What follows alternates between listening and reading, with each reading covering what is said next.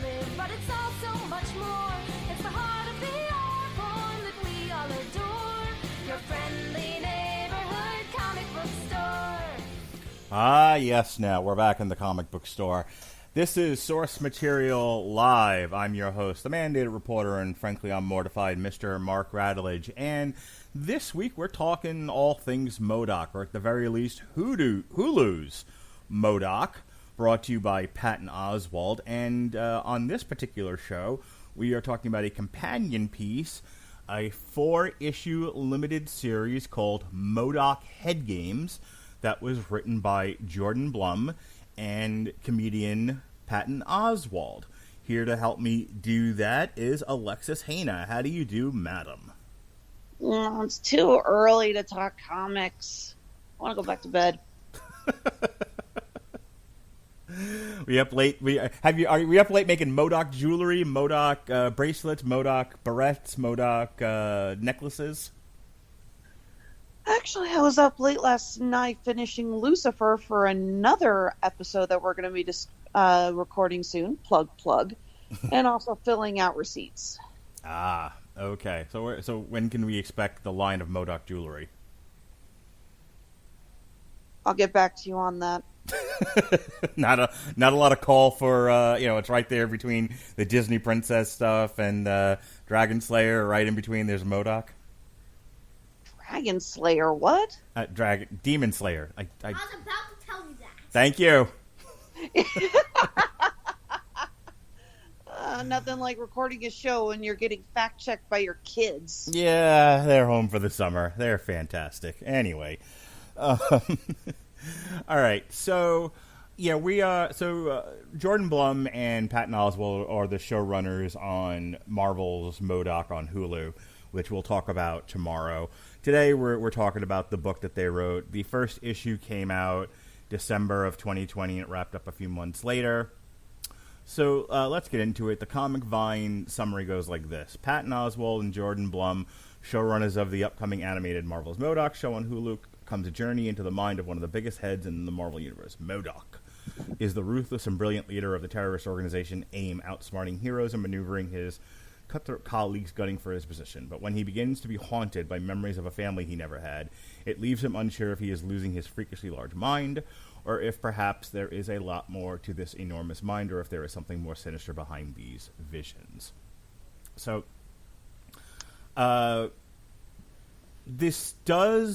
are some similarities between the book and the show, but they are definitely not the same thing, and it's not the same story. So Monica, who is in the show, shows up in this comic as well. The family that he has in the show is in this, but it's a little bit different in that, as the summary said, they are visions in his mind, and the mystery is, are they real? Were they real? Are these memories, or is someone messing with his head, hence the head games? As we open up, we have Monica and M.O.D.O.K raiding a Stark lab for technology, and what they say about AIM in the book is that what they do to fund their company is steal technology and then auction it off to other criminals to do their bidding here. So what did you think of this first little bit here? M.O.D.O.K and Monica as sort of an oddball team teaming up to steal technology, and then leading into this this meeting they have where AIM turns on M.O.D.O.K and votes him out of the company. Well, firstly, I do want to let our listeners know that if you want to read this, but you haven't had a chance to start watching the M.O.D.O.K series yet, you don't have to worry, because while this does tie into the series, they are not directly correlated with one another, so you don't have to worry about, I don't know if I'll follow it. This is actually a really good story that you can follow whether or not you have actually started watching the series. Now, if you have started watching it, there's, you'll still, I think you'll enjoy it just as much, but, I was just talking to Mark. I haven't had a chance to finish the M.O.D.O.K series yet. I will be finishing it before we start talking about it on our next show. Again, plug. But thankfully, I was able to follow everything that was going on in this book, and it is quite funny. Especially, I'm still trying to figure out the logistics of this fight on it's like a lab that's in a train and it's going vertical. Yeah, I didn't really focus on that. Like, I saw it, and I was like, huh? But I figured it was, we got to get the kids to the mall here. The book is ostensibly about MODOK being ousted from AIM and MODOK getting revenge, but also having to deal with... I mean, the whole reason this comes about, sort of the inciting incident, is MODOK got distracted while robbing this vertical mountain train filled with Stark tech, and he was distracted by these visions of Jody and his children. And so that's what leads Monica and the rest of AIM to say, hey, you're malfunctioning, there's something wrong with you, you're not dependable, you risked the mission, so we need to do away with you for a while, and MODOK is not one to be done away with so easily, which takes us through this issue into the next issue. I do love this bit that during where I guess it was like Monica's rambling, which probably took about 15 minutes telling AIM about this. MODOK essentially says, so while she's been talking, I just caused everyone's I rewrote the algorithms to popular. It's like in the interim that Monica spent lamenting, I used my computer brain to hack into 2,000 separate Braintronic laptops around the world, causing each one of them to overheat and explode in their users' laps. So I'm guessing Braintronic is kind of a combination of the MacBook and the Samsung Galaxy. It's just Bane, by the way, not Brain. I did that too, by the way. Oh, you're right. Yeah. I then rewrote the algorithms to the popular social media sites, pushing the story to the top of every newsfeed, causing Bane's stock to instantly crash. Simultaneously, I created shell companies to buy thousands of shares of Bane's competitors' serval computers, which, due to speculation, tripled their stock price, allowing me to flip them, earning the exact amount lost during the heist with 12% interest. Tell me, Monica, what have you done to benefit AIM in the last 15 minutes? You mentioned that this is a very funny book. This was my first big, laugh out loud moment. I legitimately cracked up with this. And we've talked on various podcasts about what a big fan of Patton Oswalt I am. His humor, his style of humor, two things are very apparent while reading this. One, and I got more of it from this book than I did from watching the show, which we'll talk about tomorrow. He loves this character. There is something about this character that he, for whatever reason, has keyed into and identified with. And that love for this character is all over this book. And so between his passion and his genuine sense of humor, his ability to be funny, I had a great time reading this. And this was the first time, like I said before, that I laughed out loud a lot. This was the first time I cracked up. And I love the henchman in the back who suddenly goes, "My mom uses a Bane book. I gotta go, or Bane book. I gotta go." Yep. Which, by the way, the illustrator in this, there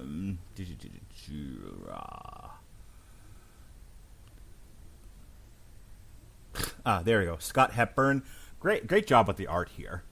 Oh, absolutely. This book is so brightly colorful. The line work is great. You can just get a really good...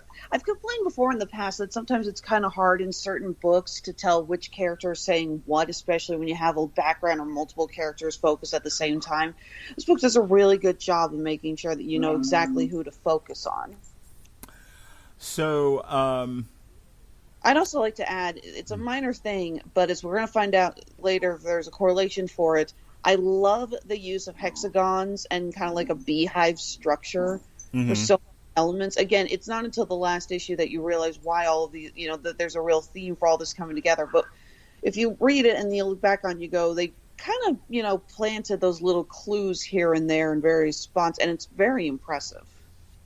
The other thing I really like about this, and you mentioned this before, we actually talked about this when we talked about M.O.D.O.K Assassin on the day that M.O.D.O.K came out on Hulu, is the change in the thought boxes. So we had talked about in M.O.D.O.K Assassin that he will occasionally say a word or a phrase that's kind of like screaming or out of tone from what he had originally been saying, and it would be in a different font, sometimes a different color.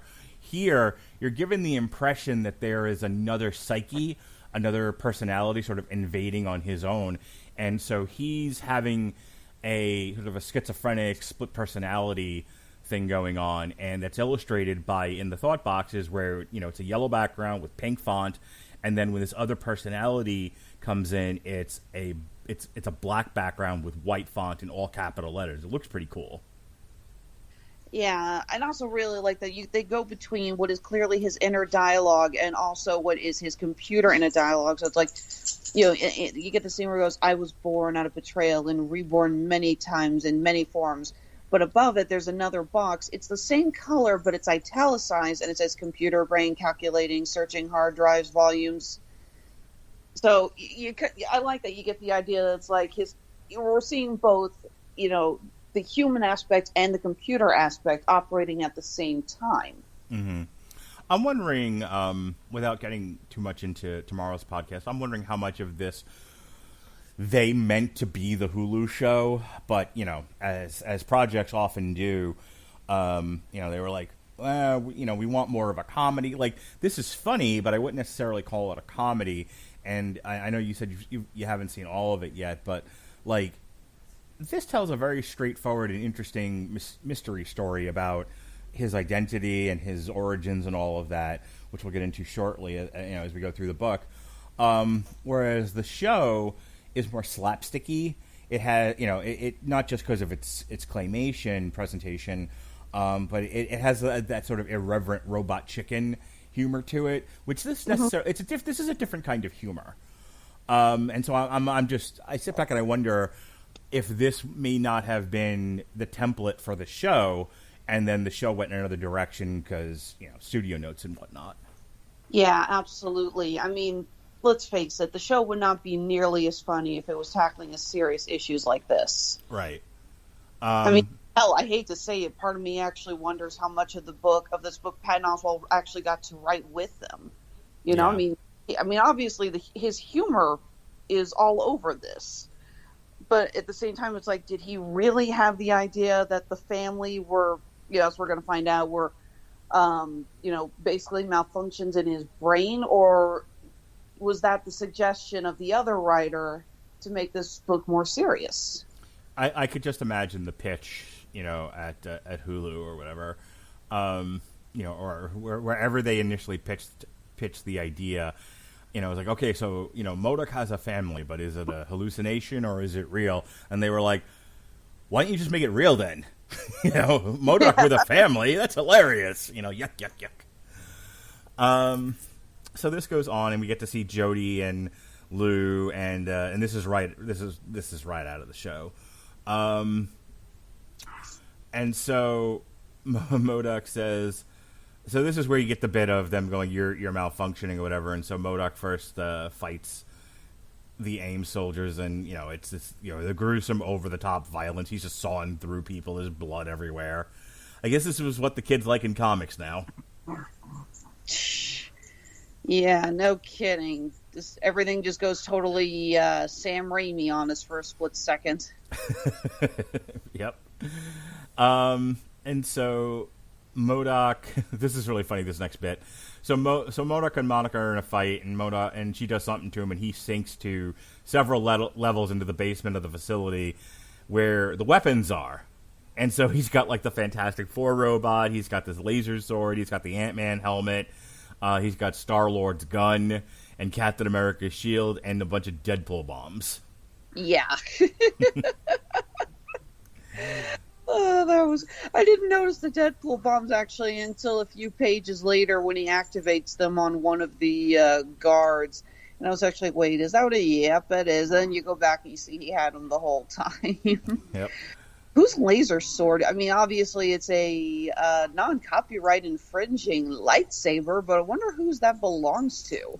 My first impulse is that it was the ebony blade, except that it's not black. So, in the Comic Vine thing, it actually doesn't reference it at all. It's, Captain America's energy shield is referenced, Ant-Man's helmet, the element gun, but it doesn't say what the sword is. So he comes storming out of there. He knocks Monica over. Monica injects herself with a Hulk serum, so she gets a big-ass Hulk arm. I love it. They call it the Banner Booster. Yeah. They continue to fight some more.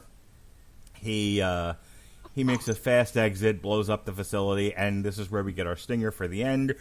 He shows up on Tony Stark's doorstep and says, "Hey, I need help." And in his mind, there's a picture of the family. It says, "So you're finally starting to listen. To be continued." Dun, dun, dun. Oh my god, that look on Tony's face with the family hallucinating behind him. That is the ultimate WTF face. Mm. Yes. I meant to ask you when we first started, like, yeah, I know you've only been reading comics for a couple of years now. How much Iron Man or M.O.D.O.K did you run across in your comic reading, if any? Not that much, honestly. Not gonna lie, I was never a huge fan of M.O.D.O.K, and I hate to think part of that is because I remember seeing him when I was a kid and thinking he was just way too creepy looking. Yeah, I mean, like, he would show up occasionally in, like, a Captain America book or Iron Man here and there, and I didn't actually read that much Iron Man, to be honest with you. But, yeah, I was, back when I was reading comics in junior high and high school, Captain America was my jam, the Avengers, and M.O.D.O.K, which occasionally show up there. When I got back into comics a few years ago, and I think I talked about this on the M.O.D.O.K Assassin show, he started showing up in the Hulk books, him and the leader, and they were the intelligentsia, and they were actually they were the big villains in a major Hulk crossover storyline that was like Fall of the Hulks, World War Hulks, and Hulked Out Heroes. And I thought they were great in that. If you ever have a chance, if you're into the Hulk at all, it's a good crossover to pick up the books for and read. I enjoyed the hell out of it. All right, always a good recommendation. Cleo, back up. All right, so we open with this one, and Hawkeye got a hot tip. So they've captured the Taskmaster and a bunch of AIM people. I was like, "Hey, where'd you get the hot tip from?" And he was like, "M.O.D.O.K." And Hawkeye's like, "Hey, wait." Oh, poor Hawkeye. When he gets his own book, he's pretty cool, but in everyone else's book, he's always made to look like a putz. He was like, "I wanted to come up to the office," and Tony just hangs up on him. Definitely having some fun with our Avengers characters, Patton and Blum are. And so... Imagine Jeremy Renner actually saying that to Robert Downey Jr. He's like, "Come on, man, I've always wanted to come up there." This is my first favorite line in the whole series. Like, of course, Richards gets Doom, and I get a murderous Funko Pop. Yeah, I laughed hard at that. Funny you mention it. I did too. And so he's got M.O.D.O.K on the operating table, and he figured out that there's a piece of technology that is broken, and he has a machine that can fix it, but that machine was stolen in the first issue, and so M.O.D.O.K says, "I know where it's going to be. It's going to be at an auction in Vegas, where all the conventions are. The Consumer Electronics Services Convention, right across the way, usually at the same time as the Porn Convention, the AVN Awards. So, Vegas, a great place to go for conventions when we're not in a pandemic, and that is where they are headed to infiltrate, because that is where the villains are selling their wares." And so he dresses up as Arnim Zola, who I had completely forgotten about. Like I vaguely remember Arnim Zola from as the Wall of Computers in Captain America: The Winter Soldier, but like I completely forgot what he looked like in the comics. It's been so long. And Tony is dressed up as a random Hydra soldier. And there's another great line here where they're talking about the device that's going to be auctioned off, and M.O.D.O.K is explaining how this works. That they sell off they auction off the weaponry so they can actually make more money. And Tony goes, "But that's what I made. What you sell for me, it's not a weapon." And M.O.D.O.K goes, "And a kitchen knife is just cutlery until you plunge it into someone's chest." Yeah, that's a great line. I know, right? I was like, holy shit. Yep. And accurate, I think I talked about, like, the history of the atomic bomb. Like, no one knew what the result of splitting the atom, could be. They just knew that it was something that needed to be done for the purposes of science, and the splitting of the atom is what leads to one of the most destructive weapons in, the history of man. Mm-hmm. So that, smart guys, Blum and Patton. There's a lot of... This is as simple as it is and as fun as it is, it's a very layered comic. There's stuff going on here if you look a little deep. The other thing that I noticed, especially with the splash page, is you can tell when something is written by a fan of comics. Like, this isn't just a job; this is a passion project. Because these guys wrote this out, and then an artist came in and did the splash page, and it's like the Wreckers and Yellow Jacket and Mysterio and all these like second and third and fourth tier villains, and there's a lot of really funny like cameos in these pages. Oh my God, tell me about it. I don't think we've got enough time to look at all the Easter eggs on this thing, but It is hilarious. They have the armadillo, who apparently these guys love because he's in the show too, as like a bouncer at the guard at the front. Mm-hmm. I talked over you. You can go ahead. Oh, I was just saying how much I love the giant sentinel in the background and the giant Hydra displays.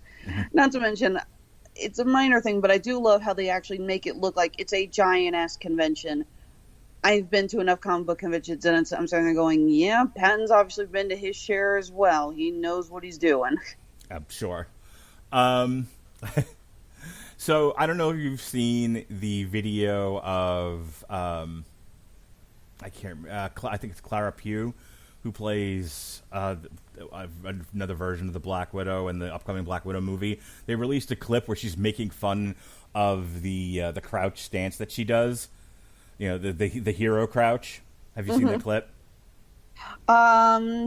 No, I don't think I have, actually. I hate to say, but I've been trying to avoid a lot of the excess clips and whatnot, because I want to go... I always watch the trailers, but when they start playing excess clips and everything from the movies, I try to avoid those. Yeah, so do I. I for the most part, I do. This one, I wasn't looking for it. It just shows up in my feed, and I can see her, like I didn't watch the whole clip, but I could see what she was doing, and it made headlines amongst the blogs and whatnot. The reason why I bring it up is there's a panel here where the Iron Man suit crashes through the ceiling into hero pose. And Tony goes, so that's what that looks like. It's so freaking funny. They're basically using the armor as a bribe to get into the convention. Because I guess you can't like buy passes or anything. You actually have to offer something of value to the bouncers. So M.O.D.O.K said, okay, we're going to just, offer one of your suits. I'm sure, this clearly isn't like a World Destroyer suit. It's just, one of your standard Iron Man suits. But then Tony goes, but I love that armor. I once had Ellie McPherson in that armor. I'm always into like behind the scenes stuff. And I would love to have been, I would have loved to have heard from an editor when they submitted a script for this comic, Blum and Patton, and how much of it had to be like, this is funny, guys, but no. How much editing and how much restraint had to be put into the original screenplay of this thing. It always kind of reminds me of a bit that Patton Oswalt did, talking about Halloween and how he used to get high as hell and watch scary movies with his friends on Halloween. But after he did Ratatouille, he realized he couldn't do that because some kid was going to, love Patton Oswalt for voicing their new favorite character from Pixar, and he'd open the door high as a kite and just ruin this kid's life. That's funny as hell. So it's kind of, I'm sitting there going, it's like, Patton, we know the kind of humor you have in mind, but we need to take it down a notch, okay? So there's a lot of M.O.D.O.K arguing with the voice in his head in this.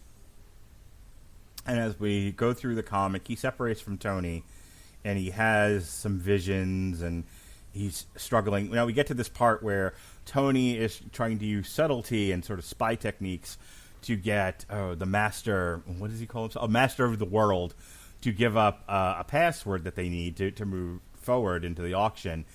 And of course, much like Richard Pryor in Superman 3, the way to someone's heart is through their liver. So he's getting them drunk, like you do. Yeah, I'm not that familiar with the Master. I know I've heard them talked about, or heard this guy talk about in other books, but I'm not 100% familiar with the character. M.O.D.O.K has no patience. M.O.D.O.K doesn't have patience for much. But it works. They get him drunk.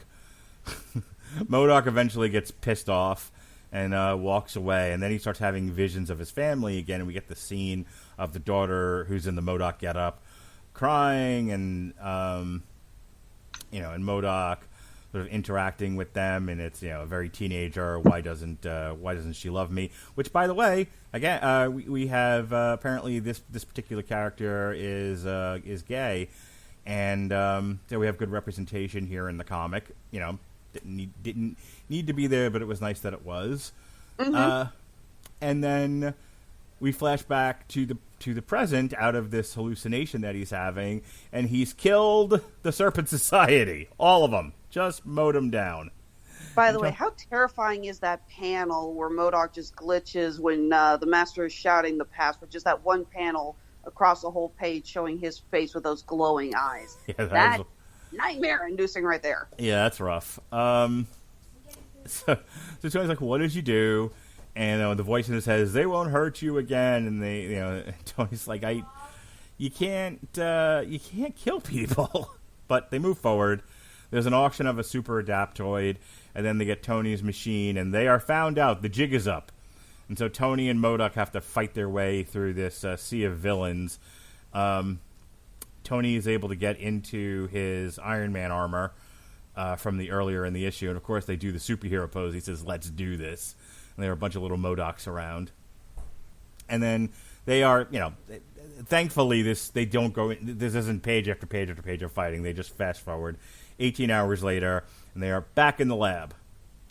And so Tony says to him, "I've traced the coding origins behind these quote-unquote memories. They aren't new. In fact, the program is ancient, dating all the way back to the original M.O.D.O.K with a C experiment that turns George Tarleton into, well, you.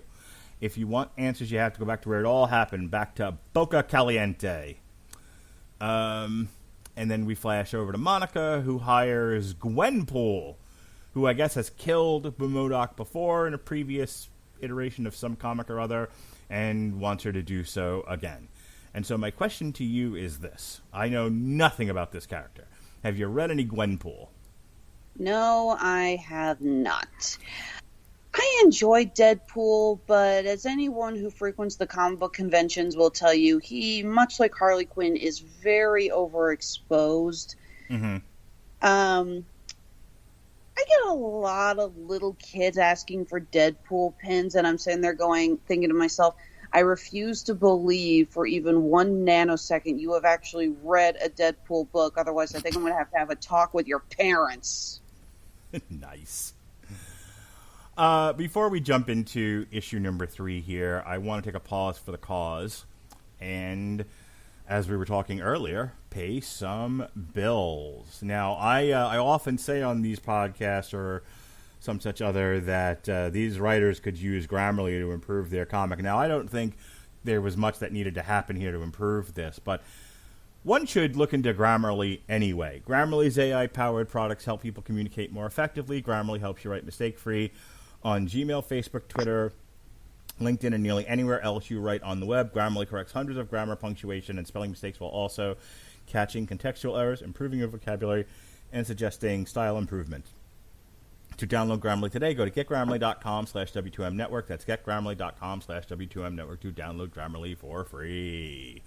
Alrighty, issue number 3 of Head Games. Remember that song? Head Games. How old do you think I am? Old enough to remember that song.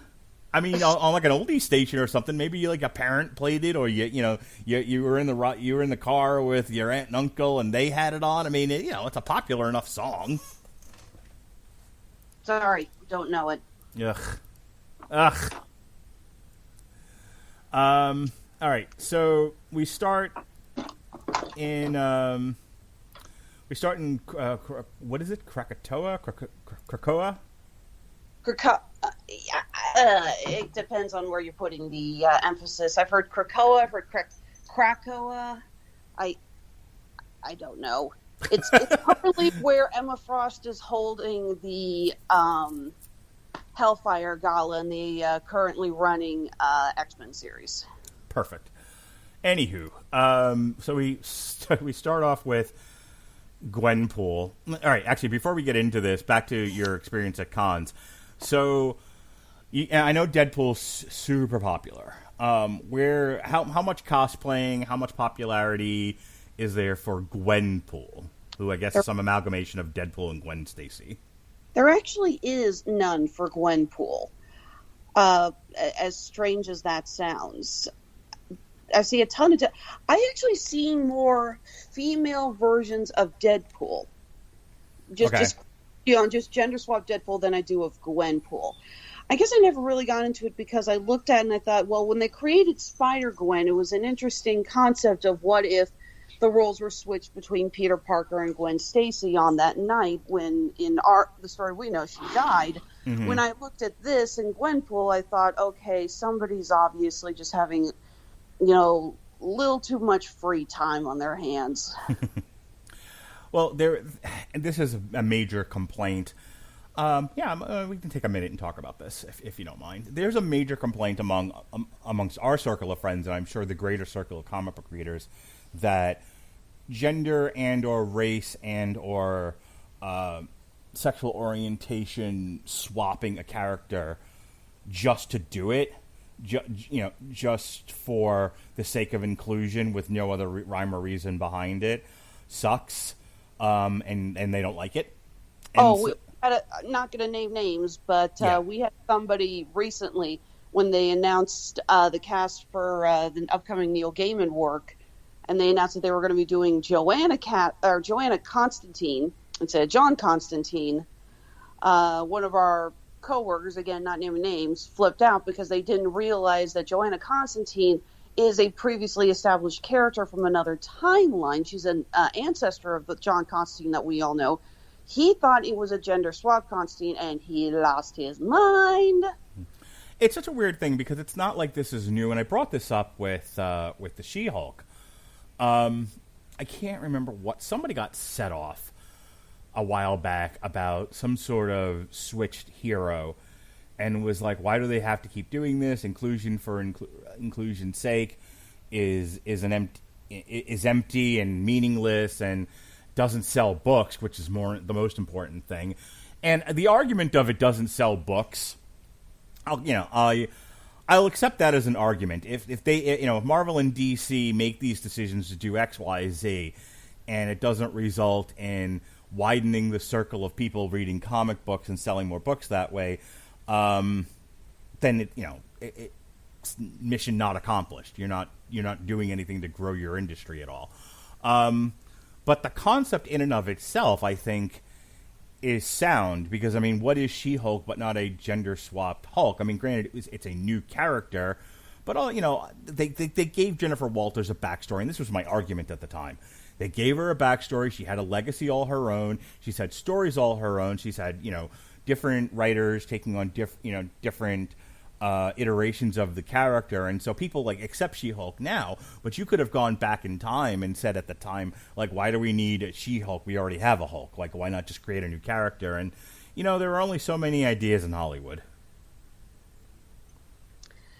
I agree. I actually had this conversation recently, too, again, about some of the race and gender-swapped characters in the new Neil Gaiman work, to which I said, honestly, I can't really complain until I see, it's as far as movies and TV shows, as long as they picked a good actor, I can't complain. Mm-hmm. They switched out, in the comic books, Heimdall wasn't black, but they switched it, and we got freaking Idris Elba in the MCU. I also don't think anyone complained about that. It's weird the fights that the comic fans will pick. I don't know how much complaining there was about Ms. Marvel, who was a Muslim character. I don't know how much complaining there was about Sam Wilson as the Falcon. It almost seems to be almost like a pro wrestling thing. If there's a determination amongst the vast majority of fans that the character has paid dues and has a legacy, they're willing to accept it. But if it just sort of happens out of the clear blue sky, I think another one that people got all up in arms about was Amadeus Cho as a Hulk. And there was a point where they were making everybody into a Hulk, which which funny enough leads back to something I was talking about before, hulked out heroes, where they literally turned the entire Marvel universe into Hulks at one point. Yeah. But I mean, like Rick James, Rick Jones. Rick James is something else. Rick Jones. Yeah, sorry. Rick Jones was a Hulk at one point. He had I think it was like A-Bomb. He was a Hulk. General Ross was a Hulk. Betty was a Hulk. The Hulk had a kid, had a wife. The Hulk had a son from another planet. For a while there were a lot of Hulks. And then they did an entire series where, the Hulk was Doc Green, and he was running around depowering all of them. But, just kind of round this back to Gwenpool. One could make the argument that this is a silly character made up of, two different iterations of a thing, just as a cheap ploy to sell books. I don't know. I don't know how well her books sell, and that's why I was asking, like, is this a seemingly popular character among the con people? I guess I looked at it and I guess I just look at it and I feel that there's no need for it to be Gwen Stacy as Deadpool. I feel that that's trying too hard to cash in on the popularity of Spider-Gwen, even down to giving her the same pink-colored outfit. Right. I have no problem with writing a new version of Deadpool that was actually a female. Like I said, I'm sure that... Okay, this I know at some point there have been... Like, Deadpool had a whole family at one point. Oh, yeah, there's been lady Deadpools. In fact, this kind of comes up with the new Loki series that's coming out. They've confirmed that Loki is gender fluid. We talked about in our recent review of The God Who Fell to Earth. Which was coming up this week. Yeah, coming out soon. Where there are multiple moments where Loki's actually transformed into a woman, and he has no qualms about this. This actually kind of comes back to the earlier mythos of the trickster god. Trickster gods were often gender fluid and would become male or female, saying, depending on what they needed to do to, do their job. It's actually very similar to Loki. Loki in classic Norse mythology could shift between man and woman. There was no, it wasn't a case of Loki's trans is like, no, this is just Trickster God 101. It's what they do. Yeah, I mean, look, Mystique being a shapeshifter has been men, women, cat, and dog. I don't know if you've ever seen Star Trek V. I don't know if Star Trek's a thing of yours. But there's a shapeshifter character in that's all over the place and, being different things. So, Yeah, I have no problem with the idea of a character of Lady Deadpool becoming more prominent. I felt that Gwenpool was lazy because it was essentially trying to convince people, look, this is like Gwen Stacy, this is like Spider-Gwen. That part just annoyed me. It's like, you want to have a female Deadpool, fine. Don't try to sucker people in by saying, oh, look, it's just like our other popular character, and she's also pink. I've talked about this recently with Chris Bailey, that the comic book industry and the wrestling industry are both kind of suffering from, they're just bleeding fans left and right, and we don't need to get into why, but it is a fact. Less people now read comics more than they did 10, 20 years ago. There are less wrestling fans than there were 10, 20 years ago. And I think in both cases, even more so with comics, the big publishers, I don't think they know what to do. I think they just kind of throw shit at the wall, and I think a lot of it is, well, this is popular and this is popular. Surely it'll be popular if we throw them together. And that's as much thought as gets put into this. And then it's up to the writers to kind of figure out how to take, this possibly sales-inducing idea and turn it into something someone might actually want to read. And speaking of things people might want to read, so I've never read much Gwenpool. I've read a couple of different Deadpool things in the course of doing this show. Deadpool's not a character I give a shit about either. But, hey, he has movies, his books are popular. Occasionally he's in something I actually want to read, so I am aware of what he is and what he does, and she's doing the same bit here. It's literally a girl in a pink costume doing the Deadpool shtick of breaking the fourth wall and acknowledging this is, in fact, a comic book. And cynicism aside, I thought this was funny. I guess, is that Dazzler she's talking to? I have absolutely no idea. Okay.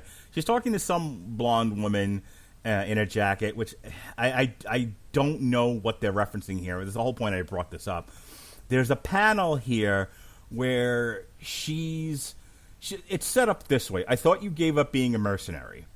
Fine, you got me, Skids. I don't...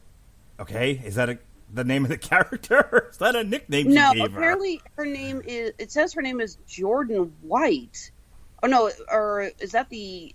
No, Jordan White's a writer. He's a senior editor at X-Men Comics. So I have absolutely no idea. You know what? I'm willing to bet. I am seriously willing to put money on this, that this was originally Deadpool who was doing this, and someone at Marvel basically said, well, we can't put Deadpool in this book because, I don't know, maybe because another writer is working on something else with him, and, you know, we can't, you know, have him appear in this, or maybe, I don't know. Maybe there was some legal issue why it couldn't do it, and the writers were like, but we have this awesome bit where she literally copies and pastes and redoes the comic, and we can't do that with anyone else. And someone said, well, you could always use Gwenpool, and they literally just threw her in for that. All right, so there is a Skids character. I looked it up. Skids, Sally Blevins, is a fictional mutant character appearing in Marvel Comics, and then they have a whole biography on. I'm not reading through all of this, but they do talk about her being in S.H.I.E.L.D. and being in the X-Men and whatnot. She was voiced by Tara Strong in an X-Men cartoon called No Mutant is an Island. Books that she's been in. She's been in X Factor in the 80s. She's been in New Mutants. She's been in X-Force. She's been in X-Men. And she's been in Uncanny X-Men in 2007. So I guess that's who she's talking to. Doesn't say anything about M.O.D.O.K, but that's fine. And honestly, she doesn't appear again, so truth is, this is essentially just some admin person on the island. Yeah. And so there's this whole bit here where she goes, but weren't you like... This is why I thought it was Dazzler, by the way. But weren't you once like a Madonna pastiche? And then she has X Factor number 7, volume 1. And then there's Jordan, don't do this bit white. So again, and this goes on and on and on and on, and this is very self-referential. And the other really funny thing is, as this goes on, the box that references the comics that she's been in gets bigger and bigger and unwieldy. Yeah, I do kind of like that. Again, occasionally I do like it when Deadpool would break the fourth wall and literally pull stuff out of the panels. Mm-hmm. That kind of bit always did make me laugh a little bit, and it is sort of funny that she basically is holding them and it gets bigger, and she freaking hands it to Skids. Yeah. So this gives her a clue as to where to go next. And then we have M.O.D.O.K here in Boca Caliente. And he runs afoul of various mutated monsters that have been turned into animals that have been turned into M.O.D.O.Ks. I'm guessing these were the early experiments before they shoved a human in the microwave. Yeah, something like that. And then I'll tell you, I really did enjoy this. This is the least of the 4 issues. This is my least favorite because at some point the joke is old and it's beating a dead horse. And this is what I mean by that. If this be Gwenpool, that's a joke. Welcome to Gwenpool. Hope you survive the Gwenpool. And it's like, I get it. You're doing Marvel bits. You know, these are things taken from Marvel Comics. We get it. Yikes. Move on. Speaking of moving on, she says, the last time I killed you, I launched your evil hover hiney into space. And that was for free. This time, an unhinged AIM lady is paying me. Imagine what I can do when I'm monetarily incentivized. Now, I laughed at that line. Yeah. That's funny. But this other shit, this self-referential stuff that is commonplace for a Deadpool-type character to do, I was like, boo. By the way, no editor's note as to when this occurred. I have no idea. Maybe it was War of the Realms. Maybe it was something else. I know War of the Realms gets referenced at some point. But I have no idea when the hell this Gwenpool killed M.O.D.O.K or when he came back to life. I have absolutely no idea. Yep. But again, I don't really follow Gwenpool, so Who knows? All right, so they're fighting. There's a lot of action in this book, and then she cuts him in half with the sword. And when she does so, I can't decide if I like this or not, because here we get this whole next bit is self-referential. It's very meta.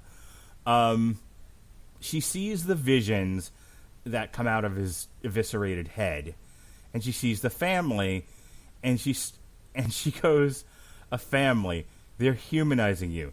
This is your book, and I'm just the guest star, and I killed you. Come on, true believers."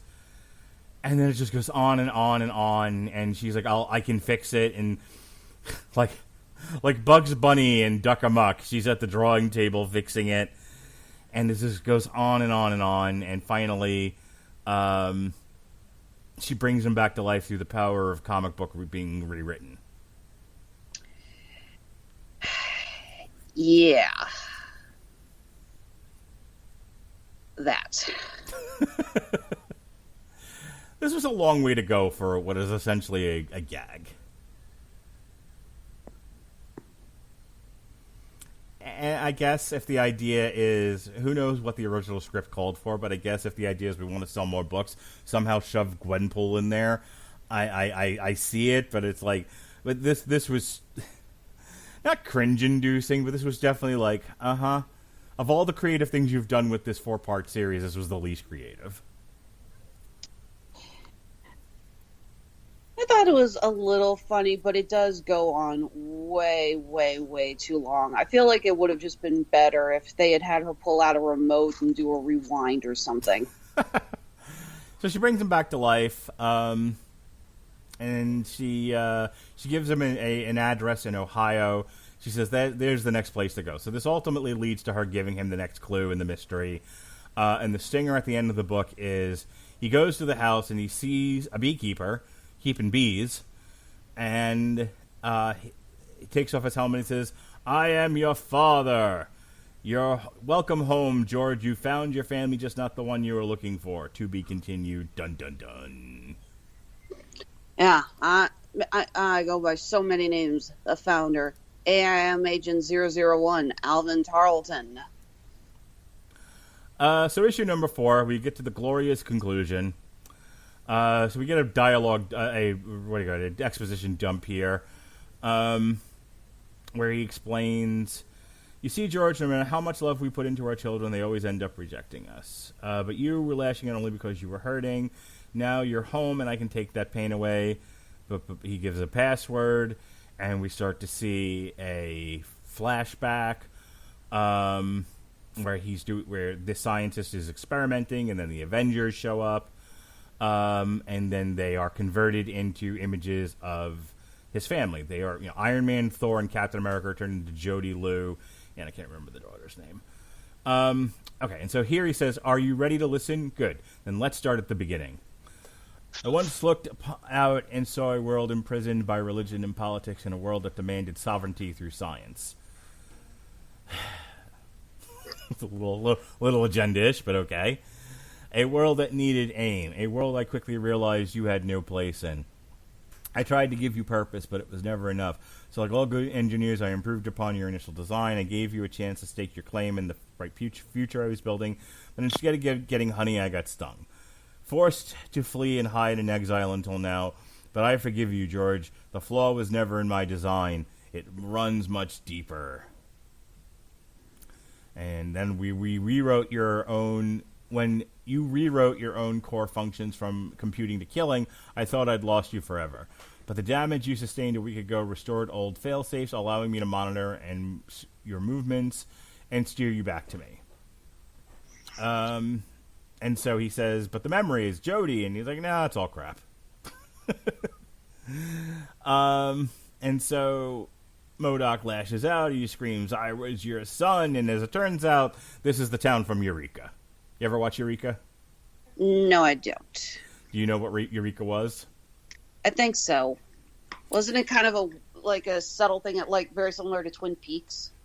Eureka was a sci-fi show about an entire town that revolves around a company that creates scientific inventions and endeavors. So everyone that lives in the town of Eureka works for this company in some scientific capacity. And the sheriff has died or retired or something, and so a new, I think it's like a U.S. Marshal moves to the town to become the new sheriff, and the whole show revolves around mysteries, detective mysteries involving science. That's the concept. It was a really good show. Of the few shows I've ever watched on Sci-Fi, this is probably the best one I've ever seen. Until Resident Alien, plug. Go back and check out our review of that. But that's what this is. This is a bunch of excommunicated AIM scientists who have founded this town and live there so that they can do science in peace. And then they are protected by, oh gosh, what were the things called again? The robots. They had a specific name. They were in the previous issue. Super adaptoids. Yes. They are protected by a bunch of super adaptoids. And so, the punchy part, here we go! A bunch of super adaptoids jump on M.O.D.O.K. And this is where he explains all of what I just said. And we get a weird flashback to him talking to Jody, which seemed out of place. Eventually you're going to have to start giving your son $1 every time you use the line, let's get to the punchy part. Well, not wrong.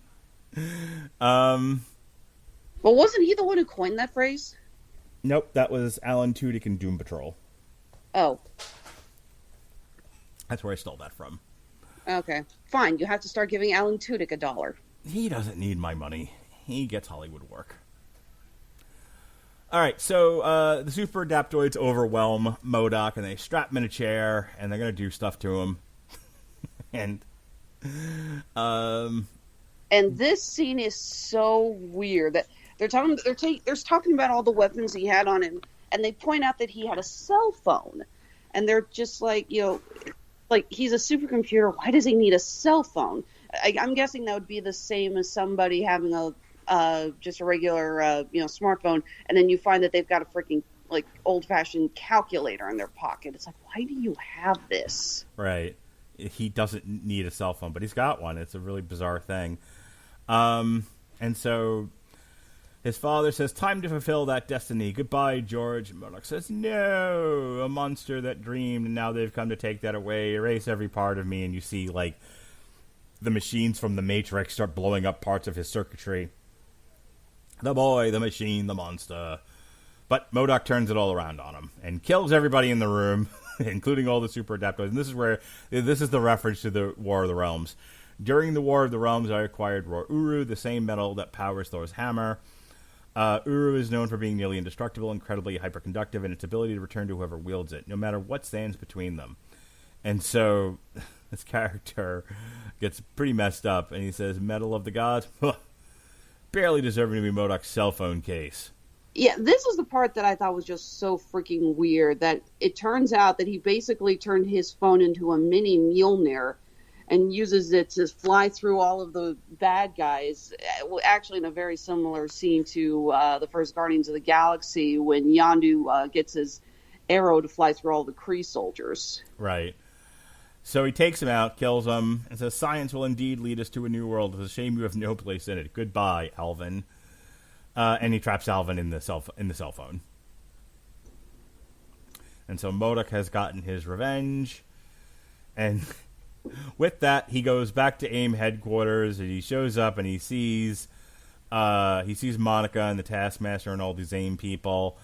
And he says, M.O.D.O.K. never compromises. And so he's built a bunch of super adaptoids that look like his family, and they rush the table, and that's where our story ends. Let me say this, and I'll give you the last word, and we'll get out of here. Other than the Gwenpool stuff, which, was kind of, it was more just kind of groan-inducing than anything else. I really enjoyed this. I laughed hard at some parts. I enjoy Patton Oswalt's sense of humor. I thought it was a fairly simple enough story that I could follow, and I enjoyed reading it. And it makes a nice companion piece to the show, which we're going to talk about tomorrow. It was pretty funny. I'll admit that I think I preferred the previous M.O.D.O.K book that we reviewed not too long ago. Yes, MODOK Assassin from the Secret Wars Yeah. line. Yeah, I think I enjoyed that one a little bit more. And maybe it is the whole Gwenpool thing that tipped me over into that decision. But this is still a very funny book. And if you're a fan of Patton Oswalt's writing, or you're a fan of the character M.O.D.O.K, or if you're a fan of the show, I think you'll like this. All right. That wraps up our review of M.O.D.O.K Head Games by Patton Oswalt. Patton Oswalt has written a couple of different things. I'd like to check out more of his stuff. Maybe we, in the future, you and I can do more of that. He did JLA, Welcome to the Working Week. That sounds hilarious. He did a Serenity book, and he did something called The Goon Noir. So, and I'm sure there's more here, but the site that I'm looking at, that's what came up when I clicked on his name. So we'll have to check out. I think there was a sequel to this that came out. Let me see. I'll have to look. But I think there was another one similar to Head Games that came out not too long after, which might be fun to take a look at. So we'll see. In the meantime, other stuff we are definitely doing. We just wrapped up an interview with Glenn Miller, who directed the Zombies trilogy. That's in the archives. Yesterday was the big Floyd Mayweather-Logan Paul fight. Alternative commentary is up in the archives, plus all the Disney stuff we did last week related to Cruella and 101 Dalmatians, plus our review of A Quiet Place and AEW Double or Nothing. This week, we've got reviews of Lucifer Season 5B, which you will be on as well, plus, as we've been saying, the Marvel M.O.D.O.K series. My son insisted we do a commentary for the movie Ready Player One. The review from when it came out a few years back is already in the archives, but I'm going to sit and watch it with my son tonight, and I'll have him yell and scream at the television. That's always a fun listen. June 9th, Loki on Disney Plus comes out. To celebrate that momentous occasion, Alexis and I will review Loki, the god who fell to Earth. That'll air the same day. Later on in the evening, myself and Robert Winfrey will review yet another Simpsons-inspired metal band, this time stoner sludge metal Australians Dr. Colossus, and their album I'm a Stupid Moron with an Ugly Face and a Big Butt, and my butt smells, and I like to kiss my own butt. I never get tired of saying that. I was going to say, I think you're having too much fun saying that album.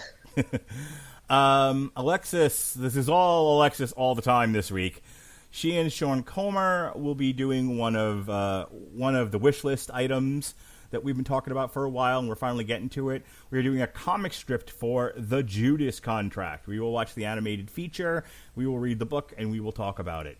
And then this being Pride Week, DC Comics put out a one-shot. They'll be putting it out tomorrow, June 8th, as a matter of fact. DC Pride #1. It's an anthology featuring the LGBTQ comics community of characters. So myself, Sean Comer, and Alexis Hejna will review that. We'll have a re-airing of our Dawn of the Planet of the Apes review from a few years back. And myself and Pat Mullen, in theory, will discuss the first half of the Dark Side of the Ring Volume 3, which covers the Ultimate Warrior, the Dynamite Kid, the Grizzly Smith family, Collision in Korea, Nick Gage, and Brian Pillman. All right, that's all my plugs. You can do your plugs and take me home, baby doll. Ugh, Mark's bleeding me dry, folks. Send help. Or send drugs. Whichever is easier. Definitely send drugs. Drugs are fun. Yes, they are. No, seriously, folks, don't do drugs. What? One of these days, all my jokes about how I need coke to get through jiu-jitsu is going to come back and bite us in the ass. That's funny. All right, so yes, in addition to all these other shows that Mark has got me doing because I can't say no to this man, God help me,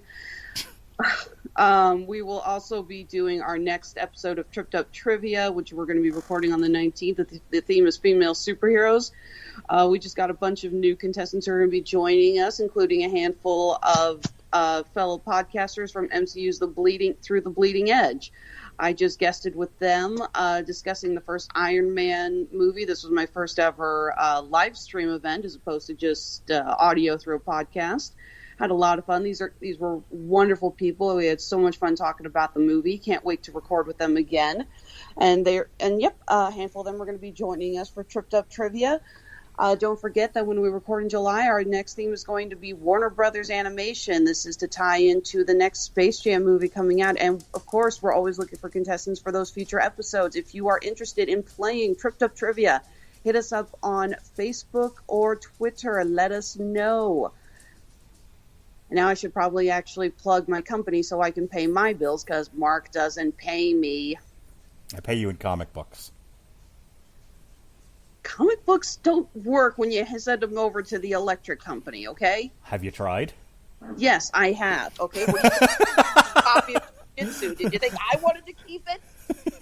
I brought you a box of comics. But we'd like money here. All right, yes, Honeysuckle Rose Creations, the intersection of geek and chic. Just picturing you running like a crackhead, running across the street with a VCR in your hands. I caught this VCR! Ma'am, it's 2021, and we like money here at the electric company.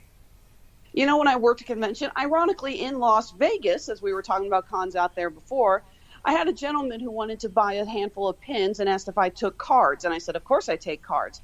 And as I grabbed the square reader, he whips out a binder full of Yu-Gi-Oh cards. I was going to say, he tried to pay you in magic cards or something? Yeah, Yu-Gi-Oh cards. Nice. Yeah, and I'm just staring, I'm like, I literally, it was like 2 minutes of us just staring at each other with me thinking, waiting for the shoe to drop. He's joking. Oh, God, he's not joking. That's hilarious. But yes, so speaking of conventions, we're back on the road, folks. We are vaccinated, and we are heading to Kansas City Crypticon. This is a horror convention. So excited to be going there. We're actually working on some fun items that are going to be available there, including we're bringing back the custom charm station. Yay! So happy! I finally get to go back to work. And, of course, you can always find our stuff on Etsy and Handmade at Amazon. Hey, speaking of Amazon, before we go, before I was singing that old Foreigner song that everyone knows and loves, including Alexis Hejna, whether she realizes it or not, Head Games, which comes from the album Head Games that was first dropped on September 10th of 1979 from Atlantic Records. Well, hot diggity, if you heard me sing Head Games and was like, oh my God, what's that song? I gotta hear it now. You should click the link in our description for amazonmusic.com/W2M network. You click on the link, you fill out the information, you get yourself a free 30 days of Amazon Music, and then you can be like me, Mark, Jukebox Hero, Radulich. Melissa, am I a Jukebox Hero? She says I am. Good woman. That's right. You want to be like me, Jukebox Hero, Mark Radulich, and get your Foreigner on. And who doesn't? Do you like Foreigner, Alexis? I don't need to wait for an answer. I know you do. You can be an... Wait, I almost did Owner of a Lonely Heart, and that's yes. You can carry on, my wayward son. Nope, that's Kansas. Other Foreigner songs. You could be a dirty white boy. Yeah, you could be a dirty white boy having those head games and messing with them women. And you could have Love on the Telephone. These are all Foreigner songs. You can check out that album using our link to amazonmusic.com and stream a free 30 days of music. All the music you could ever want. You could listen to Foreigner. You could listen to Journey. You could listen to Kansas. You could listen to Yes. Do you like Yes, Alexis Hejna? I know you do, because apparently I think you're a 50-year-old woman. So why not get into all the arena rock that we all know and love? Play you some Def Leppard and Whitesnake like my kids like, because I'm a good parent and I got them into the best music. You could get Slippery When Wet with Bon Jovi. It's all there. You're living on a prayer with amazonmusic.com/W2M network. Click the link, gives us a little cheddar to keep the gears rolling on this podcast, and you get all the free music you can have for 30 days. You don't like it, you discontinue the service, no fuss, no muss. But if you love it like I do, you keep it and you keep streaming the music. Don't we all love a nice little soundtrack to our life, Alexis Hejna? You proud of yourself for that? I really am. That might be the best plug I've ever done. It probably is. It's not getting any better than that. So for Alexis Hejna, I'm Mark Radulich. Thanks for joining us on a review of M.O.D.O.K. Head Games by Patton Oswalt. Be well, be safe, and behave.